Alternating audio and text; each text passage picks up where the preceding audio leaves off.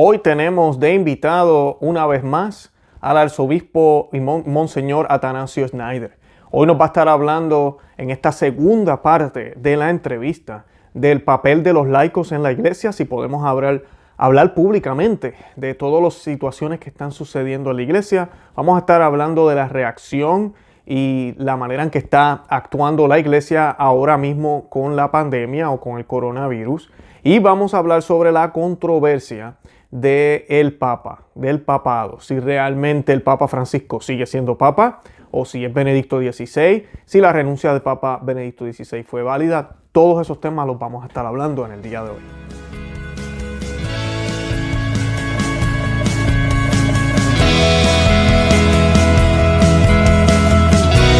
Bienvenidos a Conoce, Ama y Vive tu Fe. Este es el programa donde compartimos el Evangelio y profundizamos en las bellezas y riquezas de nuestra fe católica. Les habla su amigo y hermano Luis Román y quisiera recordarles que no podemos amar lo que no conocemos y que solo vivimos lo que amamos. En el día de hoy les voy a estar compartiendo otra conversación que tuve con el Monseñor Atanasio Schneider. Esta es la segunda sección de 2 secciones que hemos grabado con él, en la cual hemos tratado distintos temas. En la primera sesión nos enfocamos mayormente en la encíclica Fratelli Tutti. En esa sección hablamos de la pena de muerte, hablamos de la guerra justa, hablamos del aborto, hablamos de la fraternidad, hablamos de todos estos temas y hablamos también del Vaticano II. El Atanasio Schneider, el arzobispo Atanasio Schneider, nos compartió un poco de qué documentos deben ser modificados o evaluados en el futuro. Esa es la primera parte. Si usted no la ha visto, yo les recomiendo que la vea después que vea este programa. No hay ningún problema en que siga viendo este programa primero y luego vea la otra parte. Les estoy dejando los enlaces en la descripción del programa. En esta segunda parte nos vamos a enfocar, como dije, en el papel de los laicos, si es legítimo o está bien lo que yo, por ejemplo, hago aquí en este canal. Además de eso, vamos a estar hablando de la pandemia y cómo la iglesia ha reaccionado sobre la comunión en la lengua, la imposición de la comunión en la mano, las iglesias cerradas. Vamos a estar hablando de todo eso y si tenemos que ser obedientes o deberíamos desobedecer a los desobedientes. Y vamos a estar hablando de la controversia del papado. Muchas personas piensan que ya no tenemos papa, otros sí piensan que tenemos, algunos piensan que nunca Papa Francisco fue papa. Todo eso lo vamos a estar hablando hoy a la luz de del magisterio de la iglesia, de la ley canónica y de la sabiduría del arzobispo. Así que yo los invito a que vean los enlaces que tenemos aquí debajo, donde tenemos toda la información referente a ambos programas y recursos para que puedan tener más información. Además de eso, yo los invito a que visiten el nuestro, conoceamaYvivetufe.com, que se suscriban aquí al canal en YouTube, que le den me gusta y que lo compartan en todos los medios sociales. También nos pueden buscar en estos medios sociales por Conoce, Ama y Vive tu Fe. Estamos también ahí en esos lugares. De verdad que los amo en el amor de Cristo. Y Santa María, ora pro nobis. El Monseñor Atanasio Schneider. Hoy vamos a continuar esta conversación sobre diversos temas. Yo los invito a que vean el video que hicimos anterior, la primera parte. Pueden verlo después de este. No es que tengan continuidad, pero es bien relacionado. Así que les pido que lo vean. Los enlaces de ese video van a estar en la descripción de este. Antes que nada, yo quisiera preguntarle al arzobispo Schneider cómo se encuentra. ¿Cómo está, arzobispo? Gracias. Bueno, con la ayuda de Dios. Amén, amén. Hoy vamos a estar hablando de distintos temas. Vamos a hablar de los laicos en la iglesia, vamos a estar hablando del coronavirus o la pandemia y el papel de la iglesia, y vamos a tocar el tema controversial que muchas personas tienen dudas sobre quién es el verdadero papa. Y antes de comenzar, el arzobispo nos va a estar dirigiendo en la oración. Arzobispo, cuando usted desee. In nomine Patris et Filii et Spiritus Sancti. Amen. Amen. Pater noster qui es in celis, sanctificetur nomen tuum, adveniat regnum tuum, fiat voluntas tua, sicut in cielo et in terra. Panem nostrum quotidianum da nobis hodie, et dimitte nobis debita nostra, sicut et nos dimittimus debitoribus nostris. Et ne nos inducas in tentationem, sed libera nos a malo. Amen. Ave Maria, gratia plena, Dominus tecum, benedicta tui mulieribus, et benedictus fructus ventris tui, Iesus. Sancta Maria, Mater Dei, ora pro nobis peccatoribus, nunc et in hora mortis nostre. Amen. Gloria Patri et Filio et Spiritui Sancto, sic ut erat in principio et nunc et semper, et in saecula saeculorum. Amen. In nomine Patris et Filii et Spiritus Sancti. Amén. Amén. Para los que acaban de ver o están viendo este programa primero, les quería comentar que en el video pasado hablamos de la encíclica Fratelli Tutti, hablamos del Vaticano II. Excelente programa. El arzobispo trató los temas trató varios temas, trató el tema de la guerra justa, del aborto, hablamos un poco de la pena de muerte. Excelente. Y sobre el Vaticano II, una discusión muy buena sobre los documentos controversiales que tal vez necesitan corrección y pues que el obispo ofrece su consejo. De verdad que excelente programa. Su excelencia, yo le quiero dar las gracias de nuevo por el primer programa y les doy las gracias por adelantado por este segundo.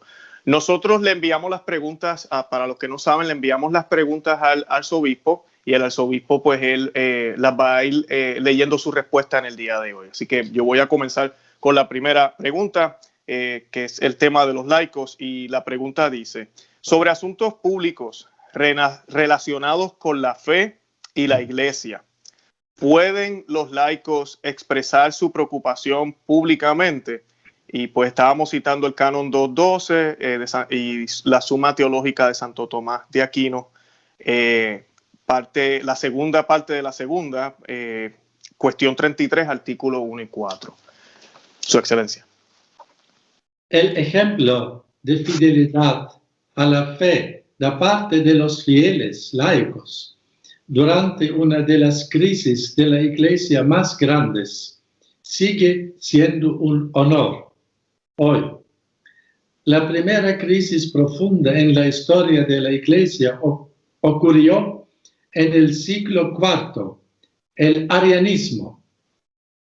Fue una crisis tremenda que tomó proporciones casi universales, ya que el episcopado por entero colaboró con la herejía que negaba el misterio de la Santísima Trinidad, negando la verdadera divinidad del eterno Hijo de Dios y del Espíritu Santo.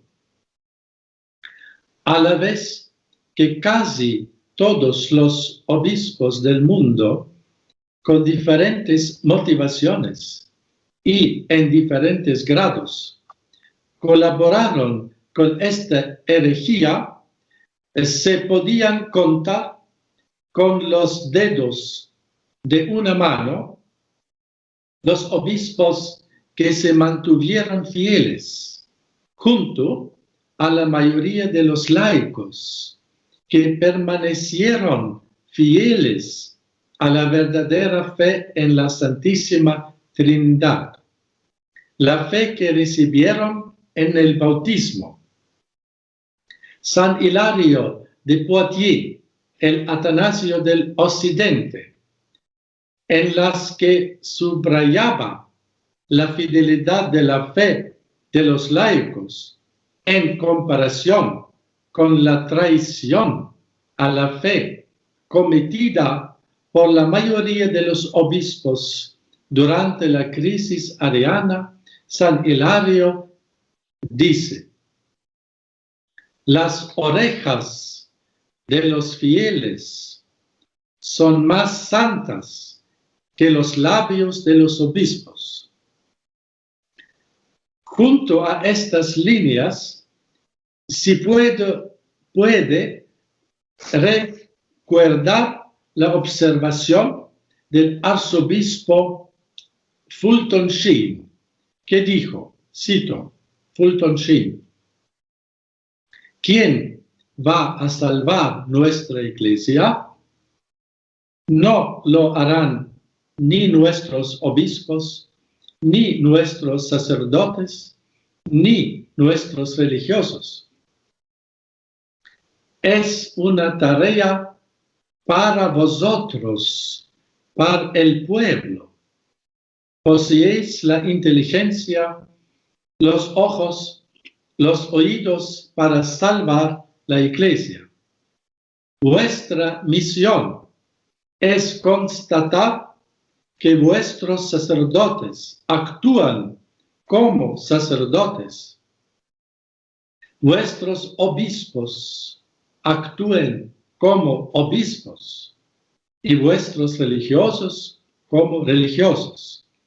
Citación de Fulton Sheen, arzobispo Fulton Sheen.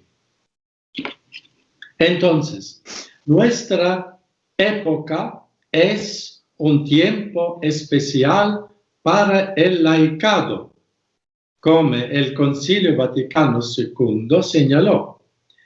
Los laicos están llamados para comenzar a catequizar y mostrar la belleza, grandeza y singularidad de la Eucaristía.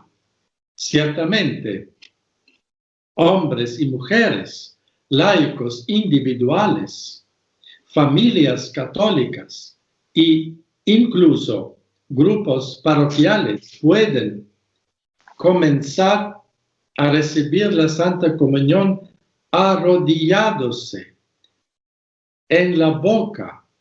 También pueden animar a sus sacerdotes a predicar las verdades de la Santa Eucaristía. Hoy el Espíritu Santo ha suscitado un movimiento de laicos que dice: protestamos contra la disolución de la fe y la trivialización de la Santa Misa. Lo que observamos no es la fe que siempre y en todas partes nos transmitieron nuestros antepasados. Creo que con la grave crisis interior de la Iglesia, casi sin precedentes, que estamos hoy presenciando, ya ha llegado la hora de los laicos. Ellos también se sienten responsables de la conservación y defensa de la fe. La verdadera intención y enseñanza del Concilio Vaticano II se está realizando ahora en nuestros días cada vez con más claridad a través de muchas iniciativas meritorias y valientes de los laicos en defensa de la fe católica.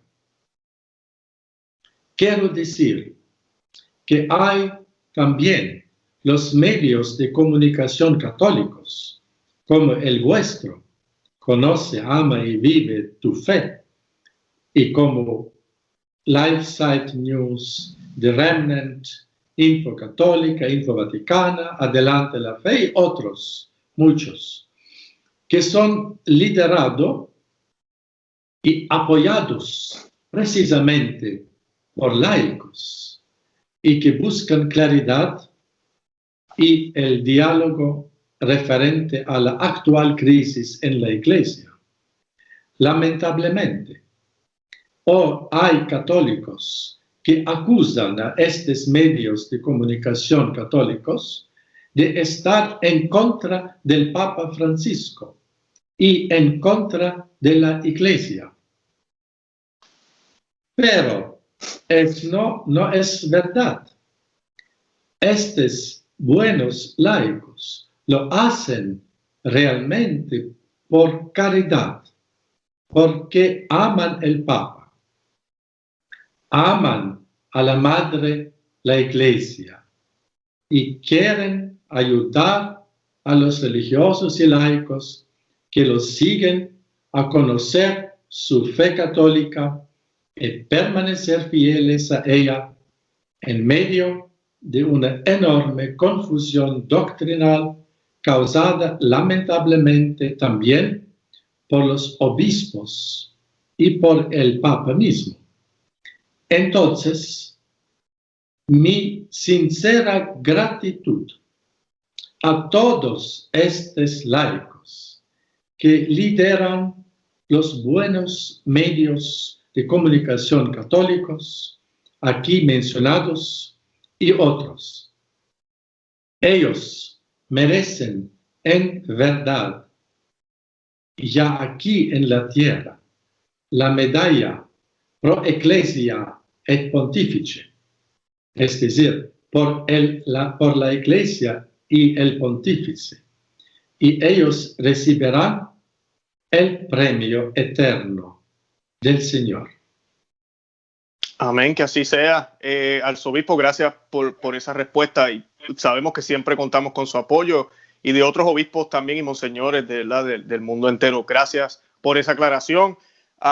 De verdad que sí, nosotros lo hacemos con mucho amor, lo hemos dicho varias veces aquí en el programa. Cuando hacemos estos temas controversiales, lo hacemos con cariño y amor al papado, amor al Papa, amor a la Iglesia, siempre, todo el tiempo. Y católicos, como decimos, hasta la muerte. Jamás vamos a abandonar a nuestra Iglesia.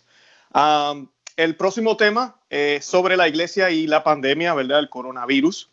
La primera pregunta es, ¿cuál es su impresión general de la forma en que la Iglesia ha manejado la epidemia del coronavirus?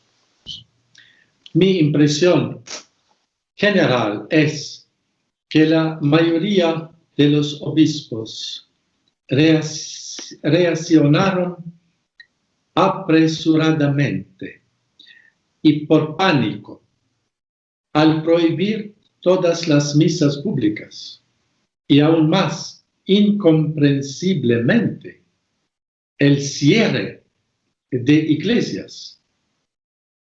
Estos obispos reaccionaron más como burócratas civiles que como pastores. Al concentrarse exclusivamente en todas las medidas de protección higiénica, ellos perdieron una visión sobrenatural y abandonaron la primacía del bien eterno de las almas. Pusieron la importancia del cuerpo por encima del alma, mientras los supermercados estén abiertos y accesibles, y mientras las personas tengan acceso al transporte público, no hay una razón plausible para prohibir que las personas asistan a la Santa Misa en una iglesia. Las mismas y mejores medidas de protección higiénica podrían garantizarse en la iglesia. La forma en que la gran parte de los obispos ha manejado la epidemia del coronavirus era una demostración del clima del naturalismo exasperado que ha reinado en la iglesia después del concilio y alcanzó el culmen en nuestros días. Así es, Su Excelencia. La segunda pregunta es relacionada también. ¿Es legítimo el desafío de la autoridad, particularmente la autoridad eclesial, por parte de los sacerdotes? Por ejemplo, si se le dice a un sacerdote que no vaya a visitar a los enfermos y moribundos, o que no puede suministrar la comunión en la lengua o en la boca, ¿pueden estar en desacuerdo con sus obispos? Si la autoridad prescribe normas que ponen en peligro real la santidad y seguridad del Santísimo Cuerpo de Cristo en la Eucaristía, no podemos obedecer tales ordenanzas. En el caso de la comunión en la mano, se ha comprobado que pequeñas partículas de la Santa Hostia se pierden una y otra vez. Se adhieren a la palma de la mano, a los dedos, y muchas veces caen al suelo y luego son pisoteadas por la gente. No podemos colaborar en la desacralización del cuerpo santísimo de Cristo. Y eso es la comunión en la mano. Cuando la autoridad eclesiástica emite tales normas, entonces excede su autoridad, comete un abuso de su poder y luego, por amor a la Iglesia, por amor al Señor Eucarístico, no podemos obedecer. Excelente. La tercera pregunta. Sus primeros años los pasó en la iglesia subterránea soviética. ¿Qué idea o perspectiva le gustaría compartir con los fieles laicos que no pueden asistir a misa en algunos casos y ni siquiera pueden pasar tiempo ante el Santísimo Sacramento porque todas las iglesias de su diócesis han sido cerradas o limitadas? Es bueno practicar la comunión espiritual. Debemos saludar más a menudo a Jesús, que está presente en todos los tabernáculos del mundo. Debemos anhelar la Santa Misa y la Sagrada Comunión. Busquemos sacerdotes que luego, en secreto, en nuestras casas y otros lugares adecuados, celebran la Santa Misa. La atmósfera de las catacumbas también es algo sagrado y grandioso y trae muchas bendiciones, mucho crecimiento en la fe y en el amor de Dios y en la confianza en Dios. Hablando, Su Excelencia, usted hablando de las catacumbas, yo recuerdo experiencias aquí donde estuvimos haciendo misas en casas. No quiero mencionar nombres de sacerdotes ni nada de eso, pero tenemos que ser astutos y hacer lo posible, lo que podamos, y nosotros los laicos y también los religiosos, para seguir a Cristo y acercarnos a Él. De verdad que es importantísimo. Igual con lo de la comunión en la mano, siempre tener la obediencia a Cristo primero. Y si hay que cambiar de parroquia, hablar con los sacerdotes, buscar alternativas. De verdad que sí. Su Excelencia, el próximo tema es uno bastante controversial, especialmente en los grupos tradicionales, sobre el papado. Tenemos dos preguntas. Vamos a hablar sobre la controversia sobre el verdadero papa. La primera, ¿nos puede hablar sobre la cuestión del verdadero papa a la luz de la opinión de la pérdida automática del cargo papal por herejía? Francisco, ¿sigue siendo papa? Sin duda, el Papa Francisco es actualmente el único papa válido. La teoría de la pérdida automática del papado es solo una teoría y nunca ha sido una enseñanza oficial de la Iglesia.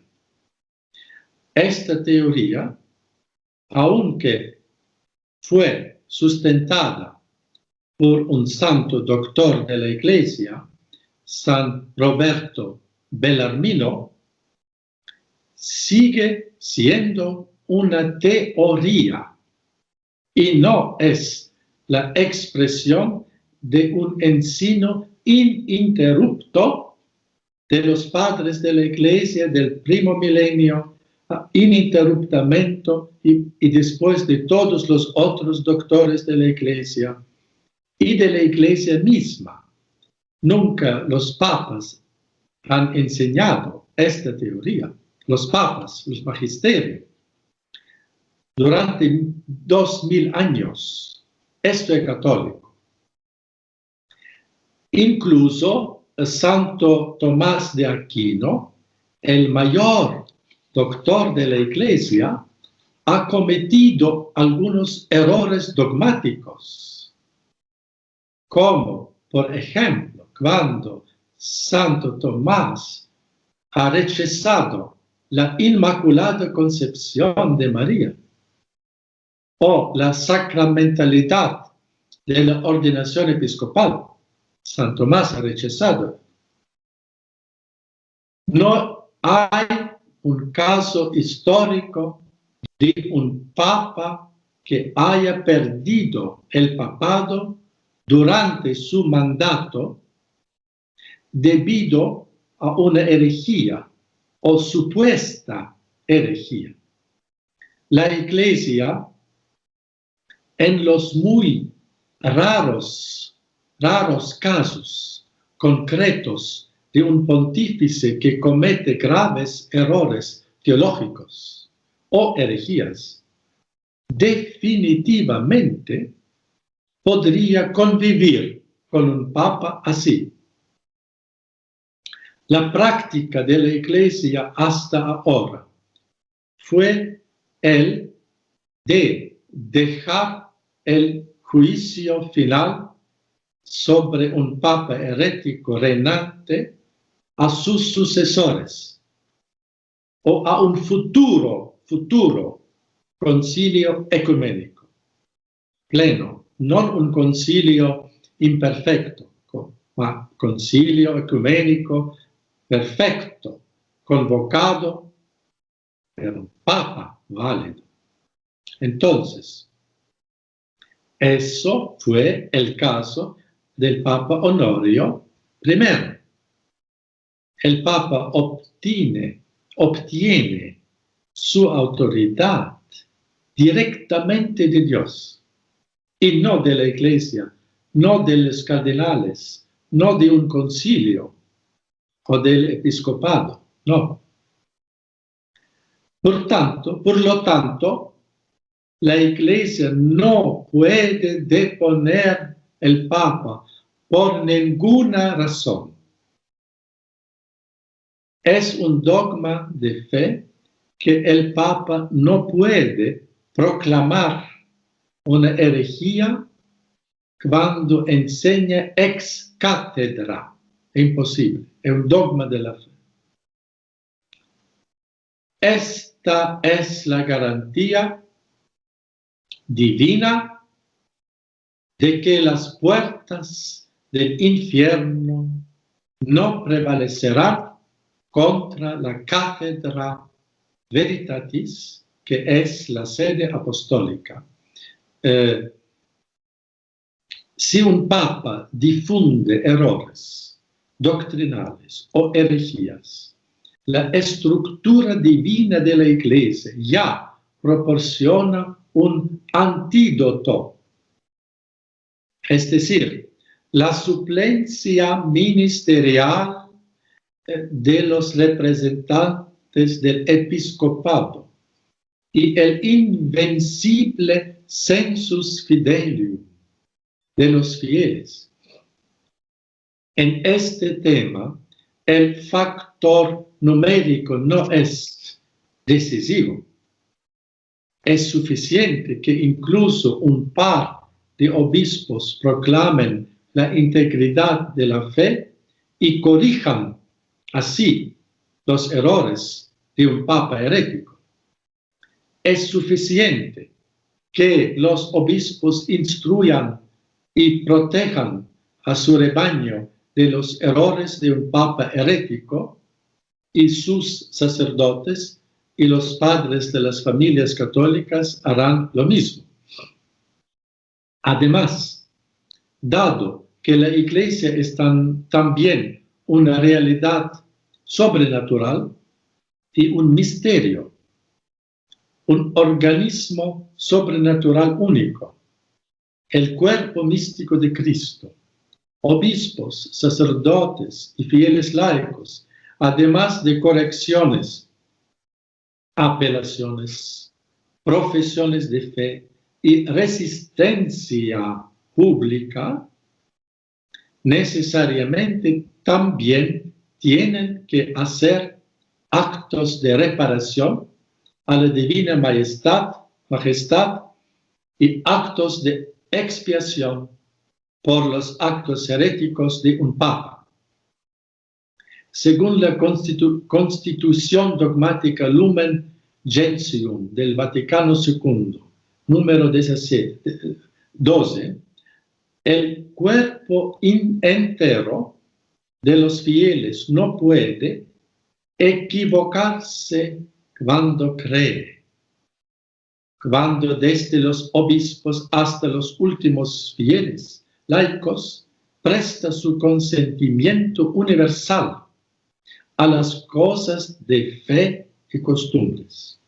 Incluso si un papa está difundiendo errores teológicos y herejías, la fe de la Iglesia en su conjunto permanecerá intacta debido a la promesa de Cristo con respecto a la asistencia especial y la presencia permanente del Espíritu Santo, el Espíritu de la verdad.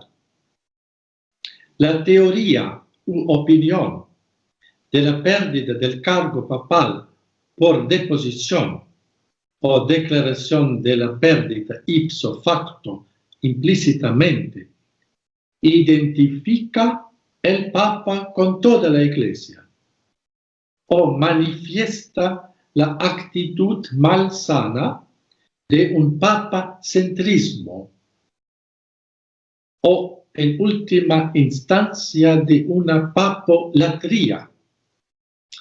Por último, los representantes de tal opinión, es decir, incluso algunos santos, como Roberto Bellarmino, fueron aquellos que manifestaron un exagerado ultramontanismo, convirtiendo el Papa en una especie de semidios que no puede cometer ningún error, ni siquiera en el ámbito fuera del objeto de la infalibilidad papal. Por lo tanto, un papa que comete errores doctrinales que teóricamente y lógicamente incluye también la posibilidad de cometer un error doctrinal más grave, es decir, una herejía, es para los seguidores de esa opinión, de la pérdida automática,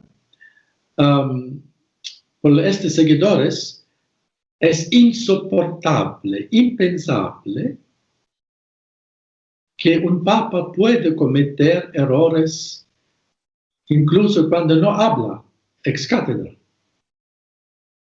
haciendo el papa un Dios que siempre es infalible,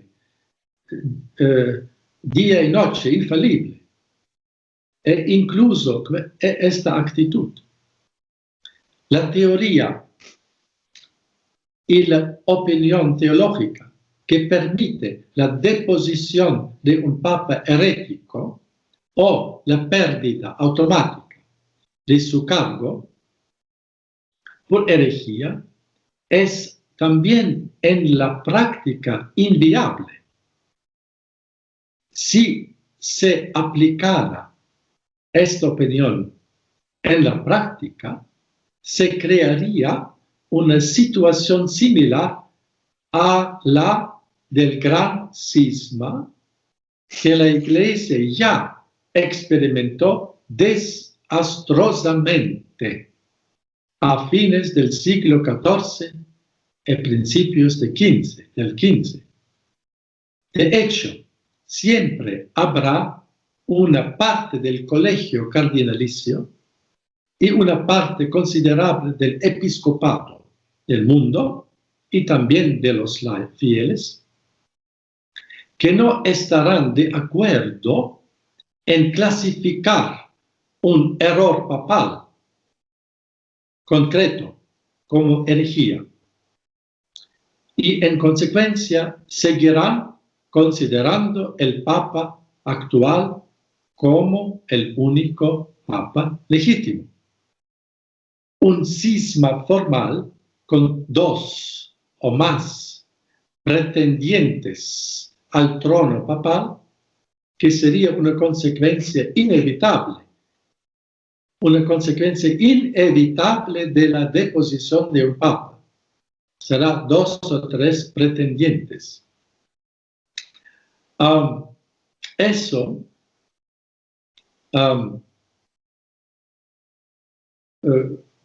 Esto necesariamente causará más daño a la Iglesia en su conjunto que un periodo relativamente breve, relativamente corto y muy raro, en que un Papa difunde errores doctrinales o herejías, siempre fuera del magisterio ex cátedra. La situación de un Papa herético siempre será relativamente corta en comparación con los 2000 años de la existencia de la Iglesia. Uno tiene que dejar este caso raro y delicado a la intervención de la divina providencia.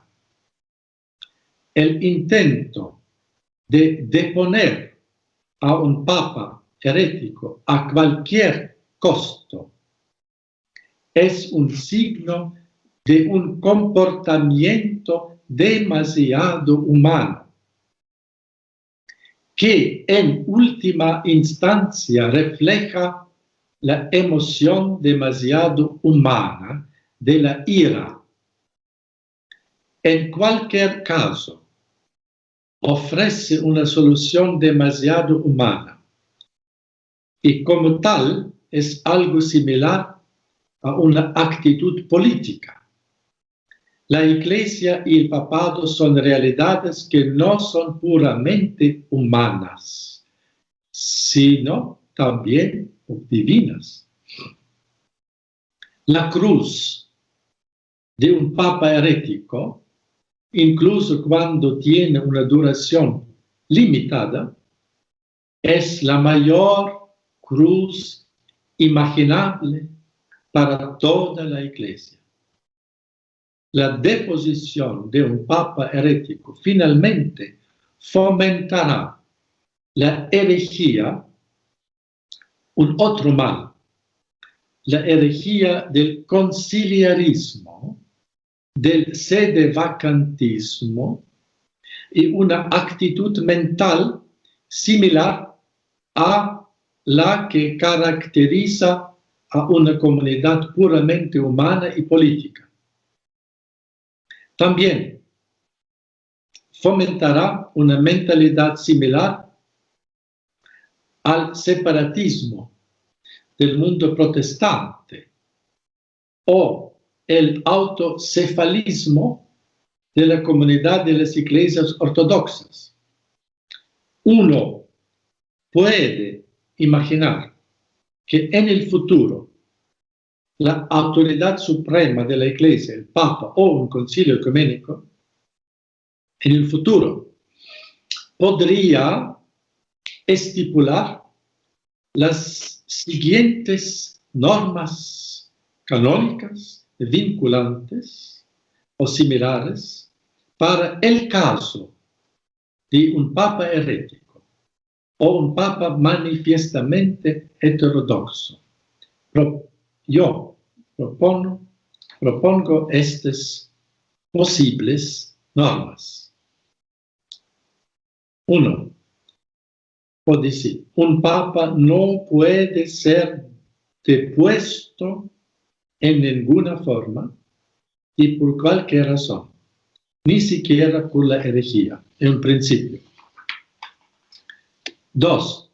Todo papa recién elegido, al entrar en su cargo, está obligado, en virtud de su ministerio como el maestro, doctor supremo de la Iglesia, a prestar el juramento de proteger a todo el rebaño de Cristo de los peligros de las herejías y evitar en sus palabras y hechos cualquier apariencia de herejía, en el cumplimiento de su deber de fortalecer en la fe a todos los pastores y fieles.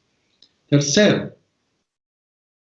Un papa que está propagando errores teológicos obvios o herejías o ayudando en la propagación de las herejías por sus acciones o omisiones, debe ser corregido obligatoriamente de forma fraterna y privada, primeramente, por el decano del Colegio de Cardenales.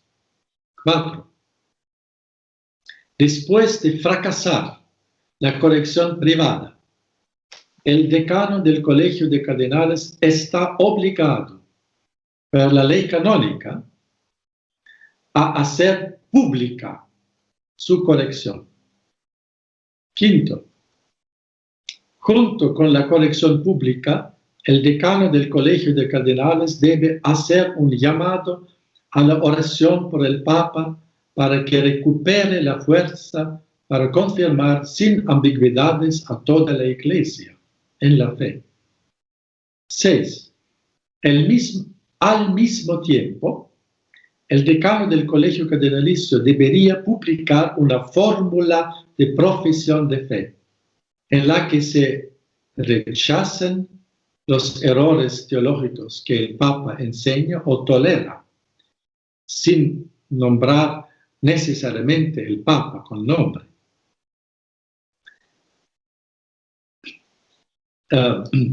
7. Si el decano del Colegio de Cardenales omite o no realiza la corrección, el llamado a la oración y la publicación de una profesión de fe, cualquier cardenal, obispo o un grupo de obispos debe hacerlo. Y si es que los cardenales y los obispos omiten o no lo hacen, cualquier miembro de los fieles católicos, laicos o cualquier grupo de fieles católicos deben hacerlo. 8. Último.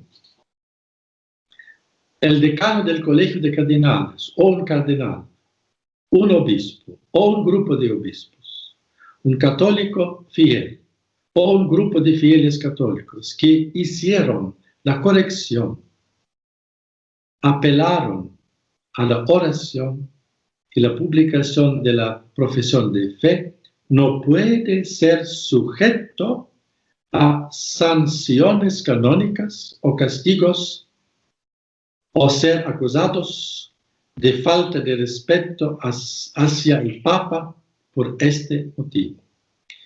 Estas son las posibles normas canónicas en futuro, posibles. ¿Cómo la Iglesia puede, la reacción de la Iglesia frente a un posible caso de un Papa herético? Eso falta en la legislación canónica.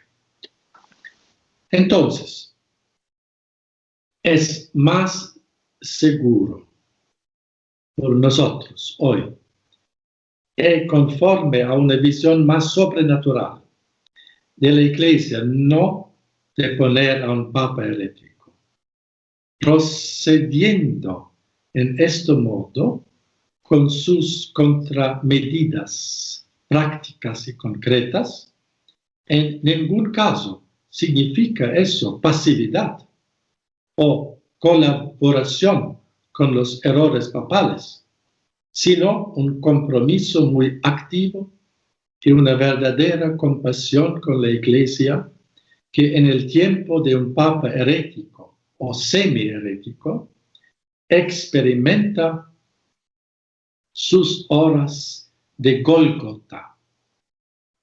Cuanto más un papa difunda ambigüedades doctrinales, errores o incluso herejías, más luminosamente brillará la fe católica pura de los más pequeños en la Iglesia, es decir, la fe de los niños inocentes, de las hermanas religiosas, monjas, la fe especialmente de las gemas ocultas de la Iglesia, las monjas de clausura, la fe de los fieles laicos, heroicos y virtuosos de todas las condiciones sociales, la fe de sacerdotes y obispos individuales. Esta llama pura de la fe católica, a menudo alimentada por sacrificios y actos de expiación, arderá más que la cobardía, la infidelidad, la rigidez espiritual y la ceguera de un papa herético. La Iglesia tiene un carácter tan divino que puede existir y vivir por un periodo limitado de tiempo a pesar de un papa herético reinante, precisamente por la verdad de que el papa no es sinónimo o idéntico con toda la Iglesia. El papa es un miembro también de la Iglesia. La Iglesia no es el cuerpo místico del papa, no. La Iglesia es el cuerpo místico de Cristo, no el cuerpo místico del papa. La Iglesia tiene un carácter tan divino que incluso un papa herético no puede destruir la Iglesia. No puede destruir, ser derrotada, ni siquiera por un papa herético. La roca verdadera sobre la que reside la indestructibilidad de la fe y la santidad de la Iglesia es Cristo mismo. La salud doctrinal y moral de la Iglesia está garantizada en situaciones extraordinarias de un papa herético por la fidelidad de la enseñanza de los obispos y en última instancia también por la fidelidad de la totalidad de los fieles laicos.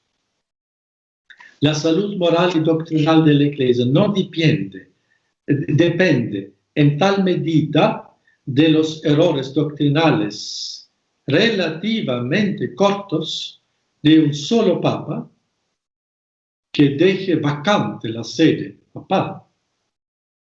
¿Cómo la Iglesia puede soportar un tiempo sin papa? Había en el século XIII casi 3 años la Iglesia sin papa. Y vivía 3 años sin un papa. Era sede vacancia, no hubo un papa. En el tiempo de San Tomás de Aquino. Mira eso. Entonces, ¿cómo la Iglesia puede soportar un tiempo sin papa, un tiempo relativamente breve? Como ya ocurrió en la historia, la Iglesia es tan fuerte por la constitución divina que también puede soportar a un papa herético relativamente corto y breve. El acto de deposición de un papa por herejía o declarar vacante su cátedra por la pérdida automática del papado, sería una novedad revolucionaria en la práctica, no en la teoría ya había, pero en la práctica, en la vida de la Iglesia. Y tiene que ver con un tema muy importante de la constitución y la vida de la Iglesia. Uno tiene que seguir en un asunto tan delicado, incluso si es de naturaleza práctica y no estrictamente doctrinal, él debe seguir el modo más seguro del sentido perenne de la práctica de la Iglesia. Gracias, Monseñor, Su Excelencia. Excelente respuesta. Hay tanto que decir. Pero sí, me gustó para rescatar algo que usted mencionó. El mal que veo yo con la papolatría es una moneda con dos caras. Una es los que dicen que el Papa, todo lo que dice es infalible, no comete errores. Y la otra es la que dice, ya cometió un error, hay que sacarlo.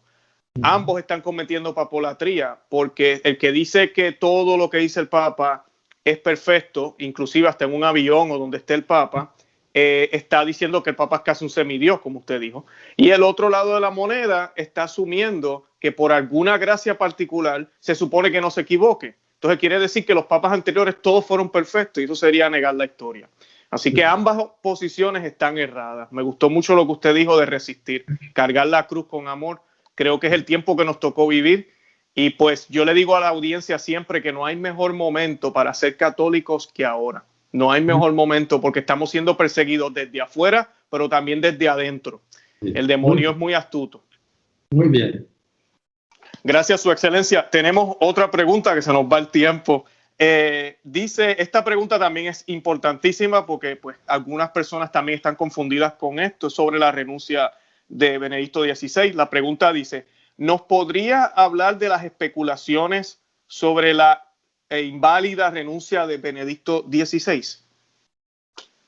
Las especulaciones sobre la inválida renuncia de Benedicto XVI son básicamente la expresión de un positivismo jurídico exagerado y un sofisma jurídico.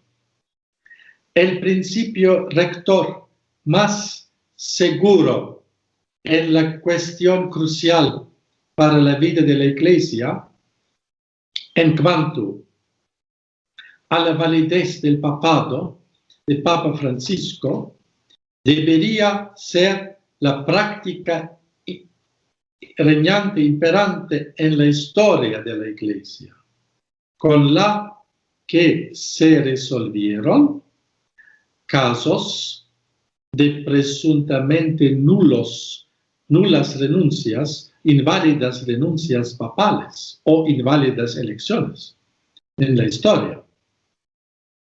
En esta práctica predominante se mostró el sensus perennis ecclesiae, el principio de legalidad aplicado ad literam, modo exagerado, o el del positivismo jurídico, no fue considerado en la gran práctica de la Iglesia como un principio absoluto, ya que la legislación de la elección papal es solo una ley humana o positiva y no una ley divina revelada. La ley humana que regula la asunción del oficio papal o la destitución del oficio papal o renuncia debe subordinarse al bien mayor de la Iglesia, que en este caso es la existencia real de la cabeza visible de la Iglesia y la certeza de esta existencia para todo el cuerpo de la Iglesia, clero y fieles. Esta existencia visible de la cabeza y la certeza sobre ella son requeridas por la propia naturaleza de la Iglesia. La Iglesia universal no puede existir durante un tiempo considerable sin un supremo pastor visible. Puede existir un tiempo relativamente breve, sí, pero no un tiempo mucho más. La Iglesia universal no puede existir en este modo, ya depende de su cabeza visible, como por ejemplo, el nombramiento de obispos, de cardenales, de nombramientos que requiere la existencia de un papa válido. A su vez, el bien espiritual de los fieles depende de un nombramiento válido de un obispo, ya que en el caso de un nombramiento episcopal inválido, porque el papa es inválido, entonces el obispo es inválido, los sacerdotes carecerían de jurisdicción pastoral, confesión y matrimonios, también inválido. De esto también dependen las dispensaciones que solo el romano pontífice puede conceder y también las indulgencias que solamente el romano pontífice concede. Todo esto para el bien espiritual y la salvación eterna de las almas. La aceptación de la posibilidad de un tiempo excesivamente prolongado de vacante sede apostólica conduce fácilmente al espíritu de sede vacantismo, que en última instancia constituye una especie de fenómeno sectario y cuasi herético que ha aparecido en los últimos 60 años debido a los problemas con el Vaticano II y los papas conciliares y posconciliares. Aquellos que todavía consideran al Benedicto XVI como el papa válido no son fundamentalmente diferentes de los sedevacantistas. ¿Por qué? Guiada por el principio verdaderamente realista y eclesial, el instinto de la Iglesia ha aplicado también el principio del supplet ecclesia, suplencia, o la sanatio in radice, la sanación en el raíz, de una elección pontificia inválida. Hubo tantas elecciones inválidas pontificias en la historia. Este instinto de la supplet ecclesia o sanatio in radice a una elección pontificia inválida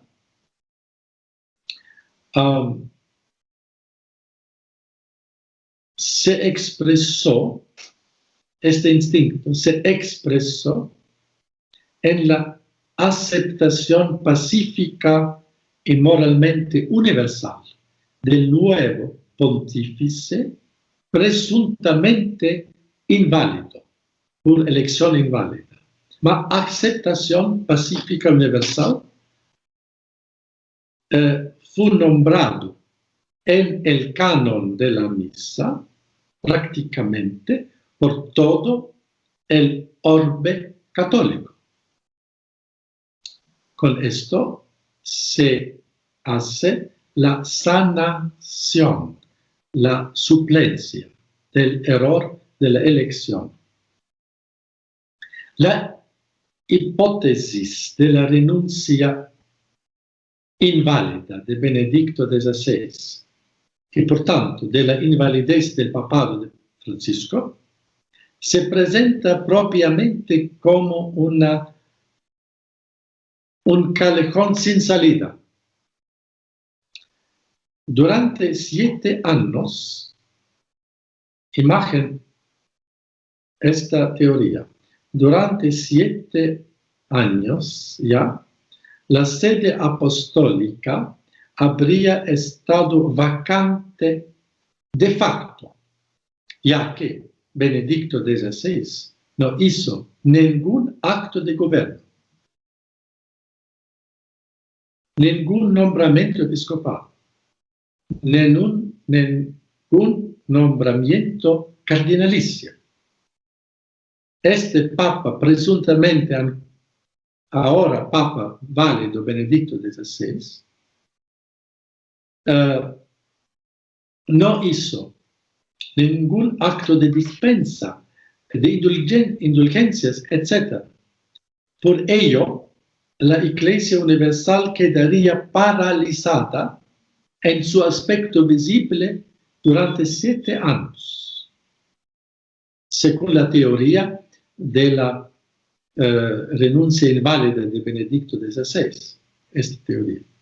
Tal suposición equivaldría en la práctica a la actitud del sedevacantismo.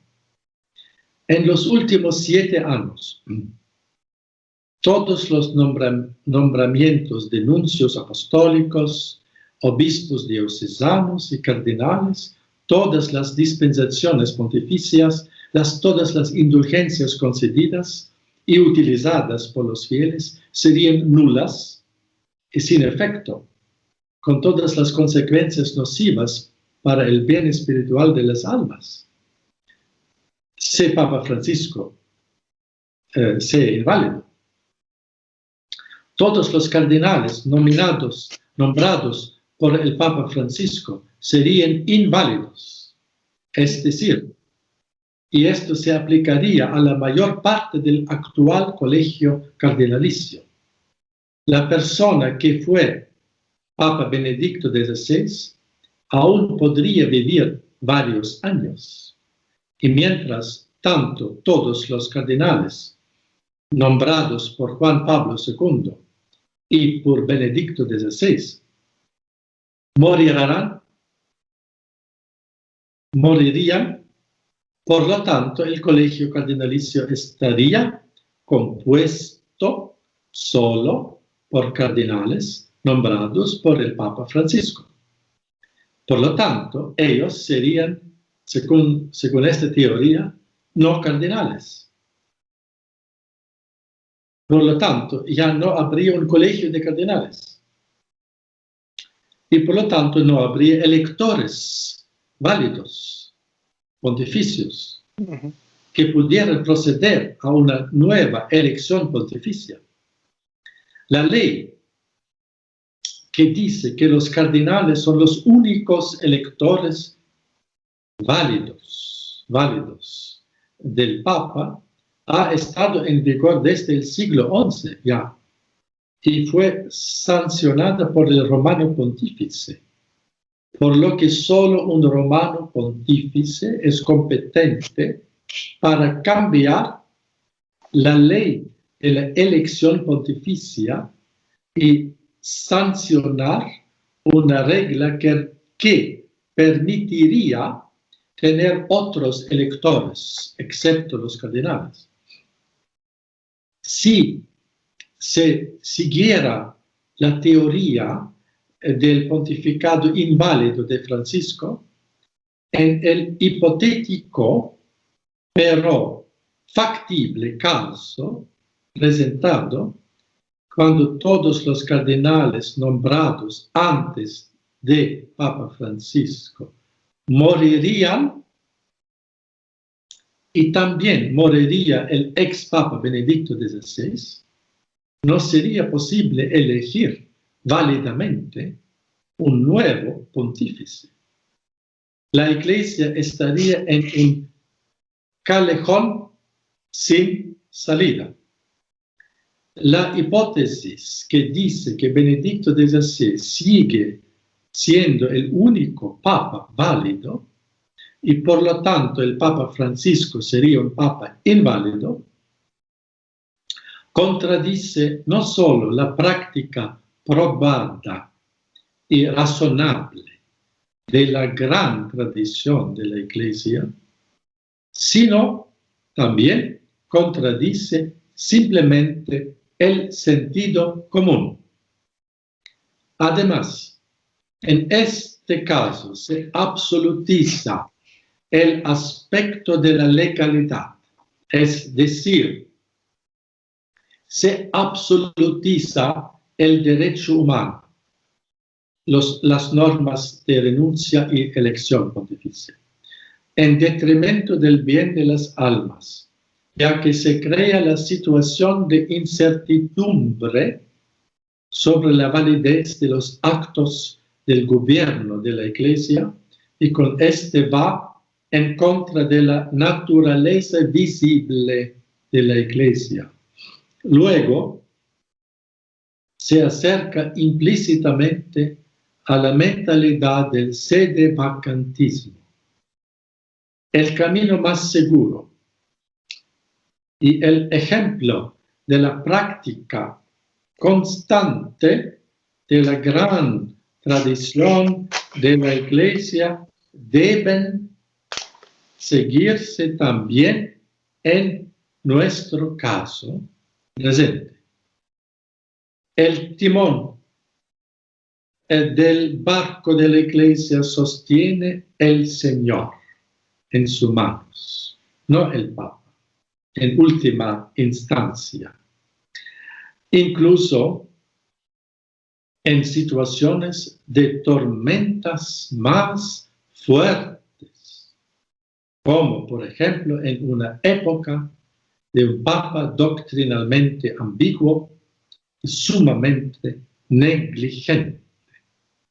Tales tormentas son relativamente breves en comparación con otras grandes crisis durante los 2000 años de la existencia de la Iglesia militante. Así es. Su Excelencia, excelentísima respuesta, ¿verdad? Muy buena. Para los que nos están viendo, esa ya era la última pregunta. Les quería comentar, nosotros estamos compartiendo los textos de estos programas que hemos hecho con el Monseñor, para que sabemos que hay muchos que les gusta indagar y mirar y leer y volver. A veces es más fácil verlo escrito. Se lo vamos a estar compartiendo luego de que salga publicado ambos episodios. Ya publicamos la primera parte para los que ya la vieron y pues muchas personas, su excelencia, agradecieron que usted colocara todo eso en escrito también. Están muy agradecidas con usted. De verdad que gracias por el tiempo. Sé que nos extendimos un poco hoy, le pido disculpas, pero de verdad que gracias por el tiempo que se tomó en contestar nuestras preguntas. Ojalá no sea la última vez. Y de verdad que lo admiramos mucho. Vamos a estar orando mucho por usted. Necesitamos pastores como usted en la iglesia ahorita mismo. No son muchos los que están hablando públicamente. Sabemos que hay muchos también en secreto. Y pues usted es un soldado de Cristo. Y siempre nos recuerda, ¿verdad?, cuál es la sana doctrina, con mucha esperanza, con mucho respeto a la iglesia y a sus líderes y con una actitud de amor y caridad. Y eso lo admiro por parte suya. De verdad que lo vamos a tener en nuestras oraciones, Su Excelencia. Muchas gracias. Yo hice con mucho gusto por vosotros, muy queridos laicos, que agradezco a vosotros también por vuestra fidelidad. Y ahora vi doy la bendición. Sí, por favor. Por vuestras familias también. Dominus vobiscum. Et cum spiritu tuum. Et benedictio Dei omnipotentis Patris, et Filii, et Spiritus Sancti descendat super vos, et maneat semper. Amén. Sea alabado nuestro Señor Jesucristo. sea por siempre alabado. Amén. Viva Cristo Rey. Su Excelencia, gracias una vez más, de verdad que sí, y lo vamos a tener en nuestras oraciones. Que Dios lo bendiga. Gracias.